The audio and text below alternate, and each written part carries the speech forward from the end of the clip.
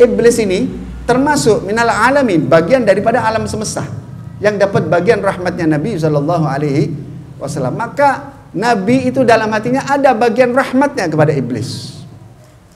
Maka kita dengar bagaimana ceritanya ketika Nabi Shallallahu Alaihi Wasallam itu hendak di Isra Mi'rajkan, apa yang dilakukan oleh malaikat Jibril.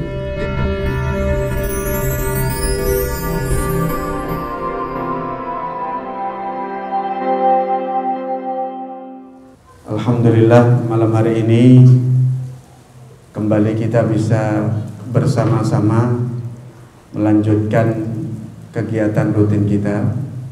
Mudah-mudahan Allah berkahi usaha kita semua di sini, dan mudah-mudahan Allah Ta'ala selalu berkat majelis yang kita hadiri di tempat ini. Allah Ta'ala selalu memberikan tuntunannya kepada kita. Allah selalu membimbing kita. Allah selalu memberikan petunjuknya kepada kita, hidayah dan kekuatan pertolongan serta taufiknya untuk kita, sehingga kita bisa menjadi hambanya yang sebaik-baik hamba.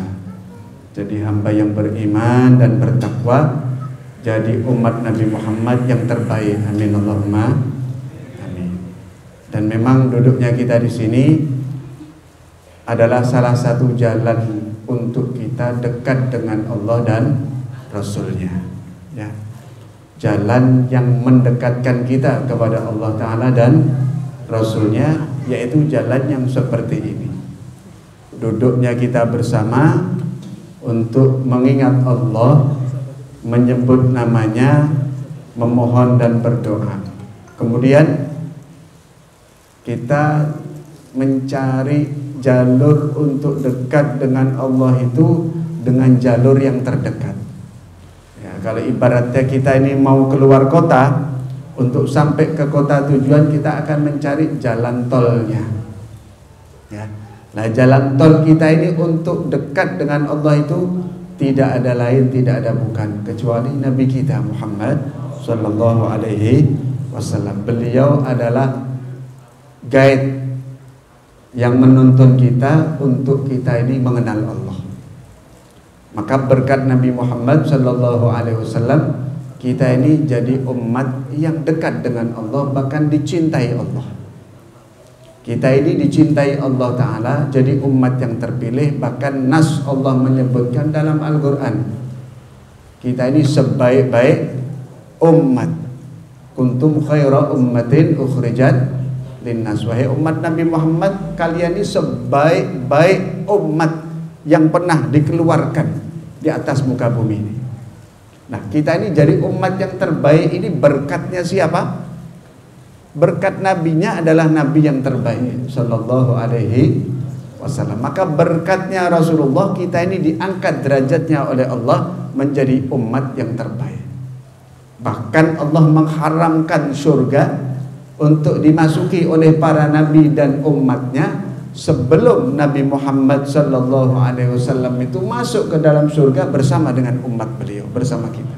Amin Allahumma amin. Ini satu nikmat, alhamdulillah. Maka dari sini kita bisa tahu kita ini bisa dekat dengan Allah. Pintunya Rasulullah, pintunya itu adalah Rasulullah Nabi Muhammad Sallallahu Alaihi Wasallam. Karena Allah meletakkan semua kebaikan untuk umat ada pada kita ini. Hubungan kita dengan sosok manusia ini. Jadi bagaimana kita ini dekat dengan Allah, itu Allah Ta'ala jadikan jalan dengan kita dekat dengan sang Nabi.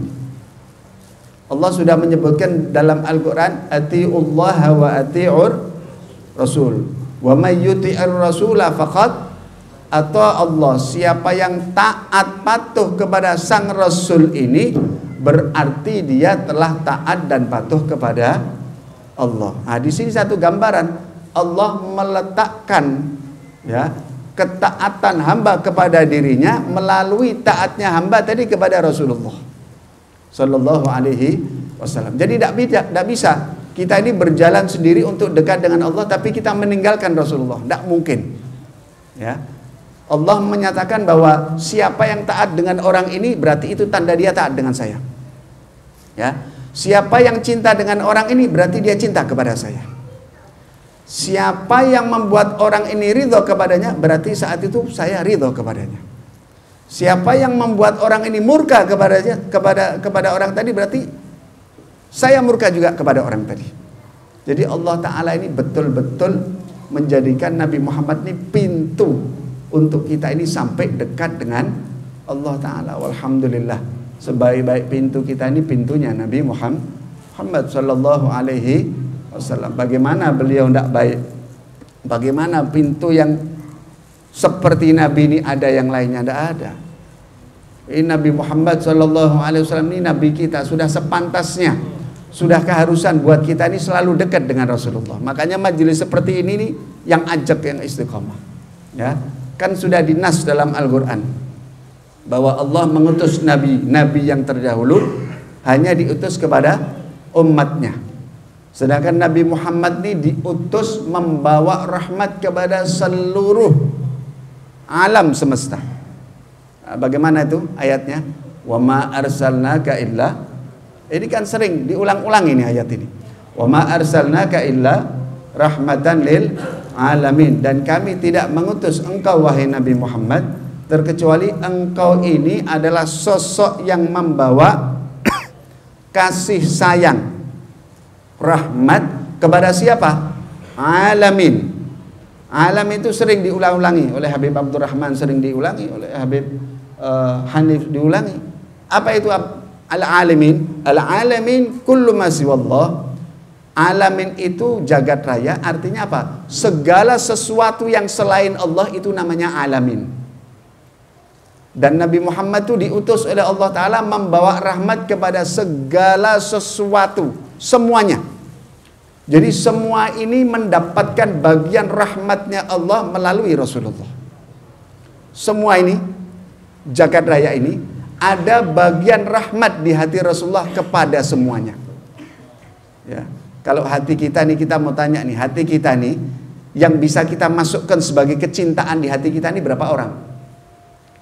Silahkan dihitung. Orang tua 2, istri, anak, siapa lagi? Tidak lebih dari 10. Kita ini bisa memasukkan orang di hati kita tidak lebih dari 10, ya. Tapi Allah memasukkan ke dalam hatinya Rasulullah rahmat, kasih sayang alamin, seluruh alam semesta. Ya, jadi seluruh alam semesta itu ada di hatinya Rasulullah. Dapat bagian rahmatnya Rasulullah. Sampai siapa yang termasuk di antara alamin ini? Iblis. Iblis ini termasuk minal alamin, bagian daripada alam semesta yang dapat bagian rahmatnya Nabi Sallallahu Alaihi Wasallam. Maka Nabi itu dalam hatinya ada bagian rahmatnya kepada iblis. Maka kita dengar bagaimana ceritanya ketika Nabi Sallallahu Alaihi Wasallam itu hendak di Isra Mi'rajkan, apa yang dilakukan oleh malaikat Jibril? Dibelah dadanya Rasulullah Sallallahu Alaihi Wasallam. Sebagian ulama mengatakan dikeluarkan dari hatinya Rasulullah itu sesuatu. Sebagian ulama mengatakan adzan, ada sesuatu kotoran yang dikeluarkan dari bagian hatinya Rasulullah. Tapi sebetulnya yang dikeluarkan dari hatinya Rasulullah itu bukan kotoran.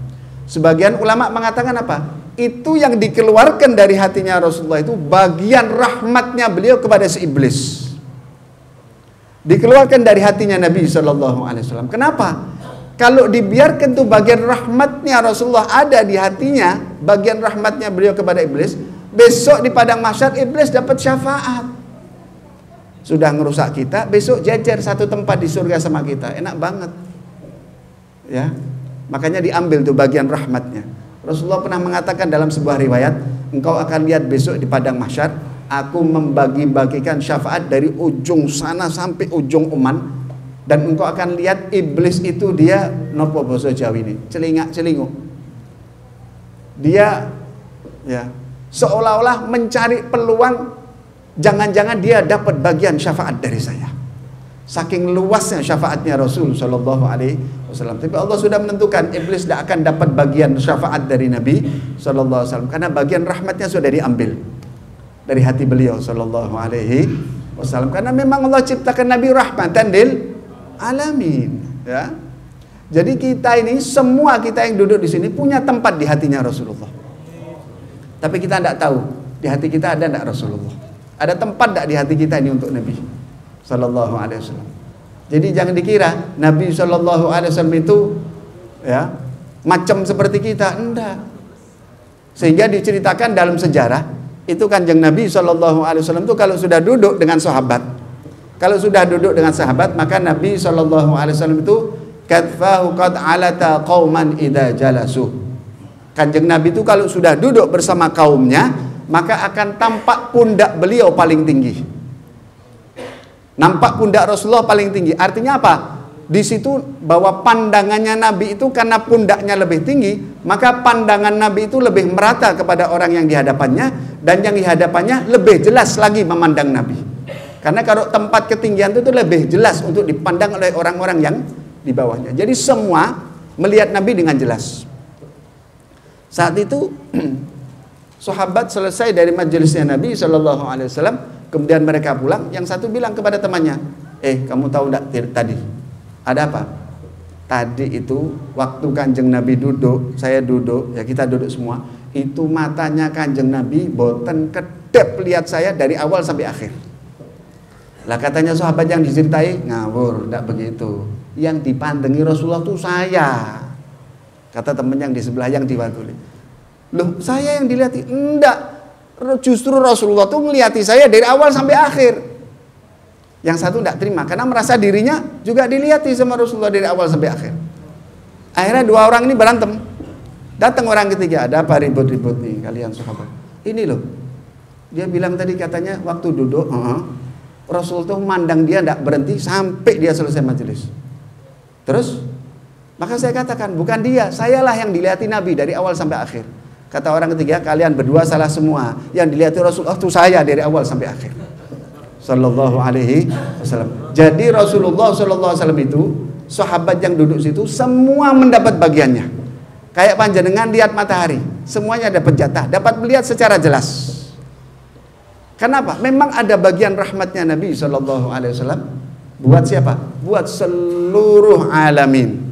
Kita ini punya tempat di hati Rasulullah. Maka kita beruntung, alhamdulillah. Sehingga kita ini kalau tidak kenal, tidak cinta sama Rasulullah, nemen kebangetan kita ini. Nah, dulu diceritakan ada sahabat Muawiyah radhiyallahu taala anhu. Beliau masuk Islam tahun 8 Hijriah setelah Fathu Mekah. Setelah Fathu Mekah beliau masuk Islam. Kemudian beliau melazimi Nabi SAW sampai apapun yang diucapkan Rasulullah selalu ditulis. Apa yang diucapkan Rasulullah selalu ditulis, apapun itu. Dekat. Maka Nabi SAW begitu gembira dan senangnya dengan sahabat Muawiyah sampai perhatiannya Rasulullah kepada beliau itu luar biasa. Sehingga sikapnya Rasulullah yang begitu indahnya kepada sahabat Muawiyah ini membuat sahabat Muawiyah ini menganggap bahwa dirinya orang yang paling dicintai. Dia merasa bahwa dirinya orang yang paling diperhatikan oleh Nabi Shallallahu Alaihi Wasallam, sehingga dalam hatinya ini Nabi luar biasa sama saya. Nampak sekali cintanya, sayangnya kepada saya. Ini sikapnya, saya merasa bahwa seolah-olah saya yang paling dicintai sama Rasulullah. Itu perasaannya sahabat Muawiyah. Hingga akhirnya membuat penasaran beliau dan memberanikan diri untuk tanya kepada Nabi Shallallahu Alaihi Wasallam. Ini beneran nggak ini? Kok kayak saya ini kok Kanjeng Nabi itu bersikap kepada saya kok ngalah-ngalahi sahabat yang lain. Akhirnya Sayyidina Muawiyah mengatakan, saya memberanikan diri untuk tanya kepada Nabi. Beranikan diri, ya Rasulullah, saya mau tanya, setelah saya masuk Islam sekian lama, kemudian setelah saya bergaul dengan Anda, saya menyaksikan bahwa sikapnya Anda luar biasa kepada saya ya Rasulullah. Perhatian Anda kepada saya ya Rasulullah. Apakah Anda ini cinta kepada saya? Oh iya. Dijawab oleh Nabi, saya dicinta kepada engkau. Alhamdulillah. Senang saya nama. Ya Rasulullah, Anda cinta kepada saya? Cinta. Saya cinta kepada engkau wahai sahabat. Kata sahabat, ya Rasulullah, cintaan mana? Anda kepada saya atau kepada sahabat Abu Bakar? Kenapa kok Sayyidina Muawiyah berani mengatakan seperti ini? Karena rasa-rasanya kok dia ini kayak dilebihkan di atas sahabat yang lain, bahkan di atas sahabat Abu Bakar yang merupakan teman dekat Nabi Shallallahu Alaihi Wasallam. Makanya memberanikan diri, ya Rasulullah, cintaan mana Anda dengan saya atau dengan Sayyidina Abu Bakar? Maka Rasulullah langsung jawab, Abu Bakar. Abu Bakar lebih saya cintai. Langsung syok sahabat Muawiyah. Ya Allah. Sudah sebegitunya sikapnya Rasulullah kepada saya yang menunjukkan cinta yang luar biasa. Kok saya rasanya jadi orang yang paling dicintai, tapi ternyata ada orang yang lebih dicintai lagi. Kaget. Ya Allah. Ternyata ada yang lebih dicintai dari saya. Akhirnya beliau memberanikan diri. Kalau dengan Sayyidina Umar, ya Rasulullah, mana cintaan Anda dengan saya dengan cintanya Anda dengan Sayyidina Umar? Umar. Lebih saya cintai Sayyidina Umar. Saat itu Sayyidina Muawiyah mengatakan, aduh, ketun saya tanya, gelo saya tanya, kenapa kok saya berani tanya seperti itu? Dan saya takut bertanya orang yang ketiga dan keempat, jangan-jangan yang ketiga keempat juga lebih dicintai daripada saya. Sallallahu alaihi wasallam. Jadi bagaimana? Semua kita ada di hatinya Rasulullah.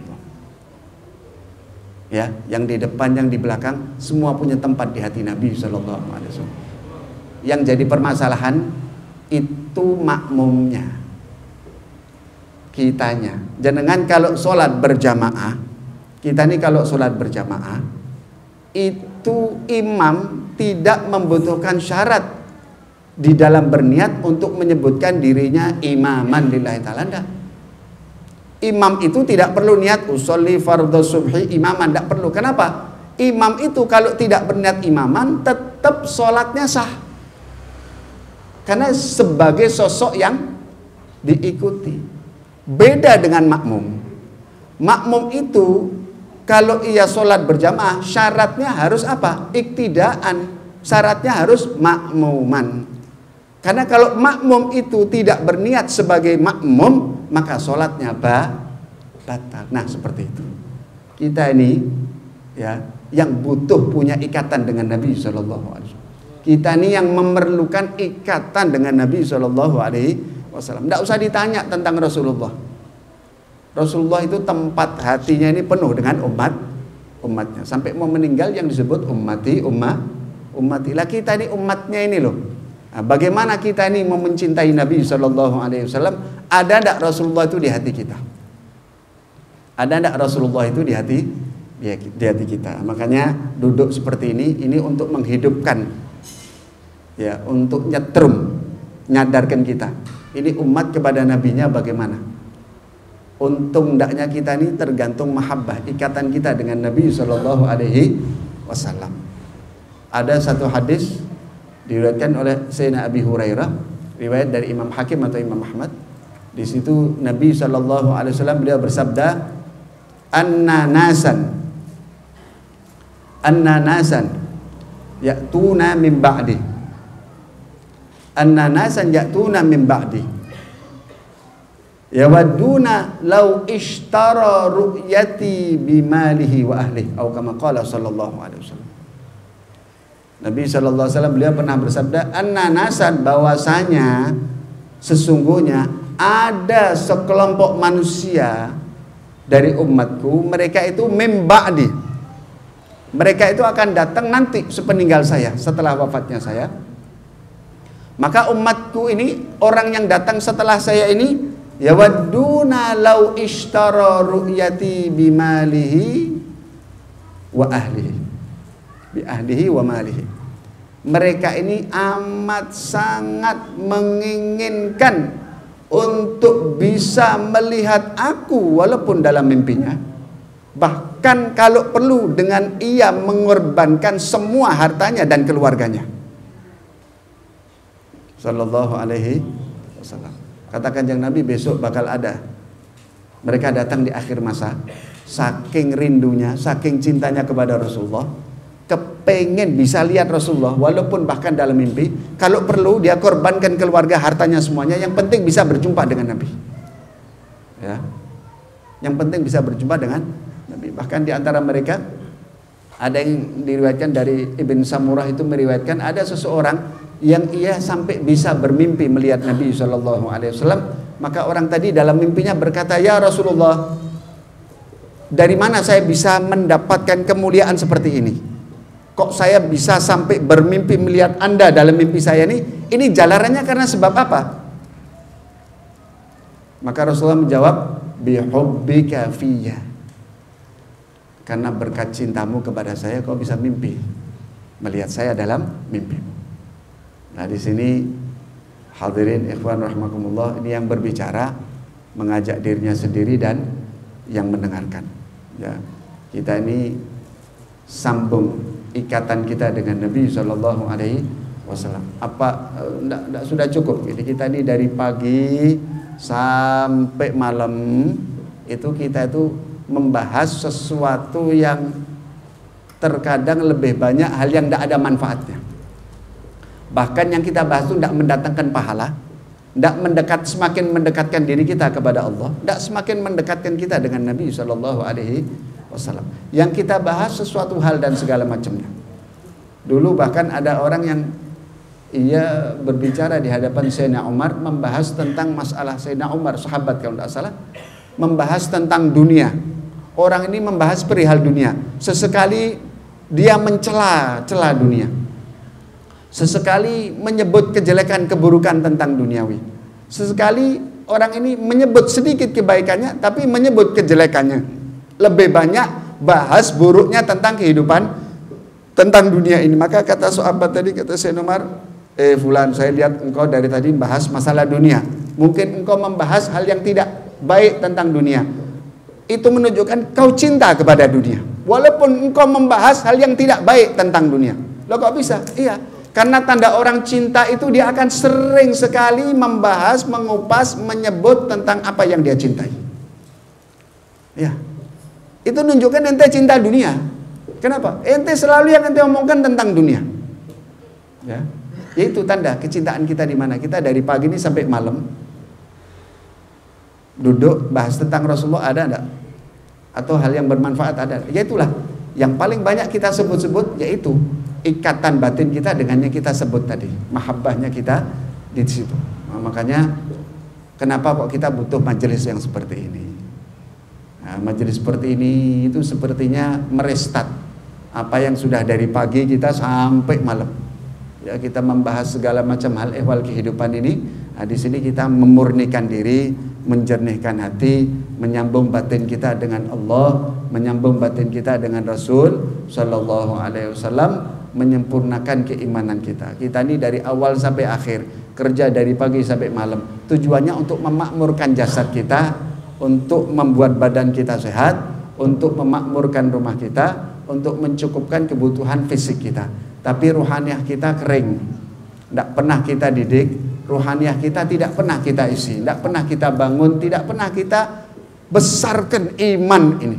Makanan ruhaniah, makanan batin ini jarang sekali diperhatikan oleh manusia. Nah, majelis seperti ini mudah-mudahan dijadikan majelis ini betul-betul majelis yang inabah, mengajak orang yang jauh untuk kembali lagi kepada Allah. Ya, yang dia suka bermaksiat dia kembali lagi menjadi orang yang taat. Yang tidak kenal Rasulnya dia menjadi orang yang kenal dengan Rasulnya. Yang tidak cinta kembali dia menjadi cinta kepada Rasulnya. Orang yang jauh dari kebaikan ia didekatkan Allah dengan kebaikan. InsyaAllah berkat majelis kita yang mulia malam hari ini, Allah mudahkan kita untuk melakukan semua amal ketaatan, ditutup semua pintu-pintu kejelekan dan keburukan. Allah mudahkan semua urusan kita, urusan duniawi, urusan ukhrawi, diangkat semua kesulitan yang kita hadapi diberikan dengan kemudahan. Diangkat ujian yang kita terima dengan diberikan oleh Allah Ta'ala kepada kita jalan keluar. Dan semoga Allah Ta'ala sembuhkan yang sakit di antara kita dan orang-orang yang kita cintai, orang tua kita dan semua yang berpesan kebaikan untuk kita. Kita doakan semoga Allah jadikan mereka orang-orang yang diberikan kesehatan zahir dan batin, dijauhkan dari segala macam keburukan, fitnahnya zaman, fitnahnya akhir zaman. Allah jauhkan diri kita, anak istri, keluarga kita semua, dijadikan rumah tangga kita rumah tangga yang mawaddah, sakinah, warahmah, rumah tangga yang dipenuhi dengan cahaya ilmu, cahaya Al-Quran, cahaya sunnah Nabi Muhammad Sallallahu Alaihi Wasallam, dipenuhi hati kita dengan mahabbah kepada Allah Ta'ala dan Rasulnya. Dan semoga setelah Allah panjangkan usia kita dalam ketaatan dan di dalam kebaikan, diberikan kesehatan dan kesejahteraan, kelak Allah Ta'ala tutup usia kita dalam keadaan husnul khatimah. Amin amin ya rabbal alamin. Wa sallallahu ala sayyidina Muhammadin wa ala alihi wa sahbihi wa sallam. Walhamdulillahi rabbil alamin. Wassalamualaikum warahmatullahi wabarakatuh.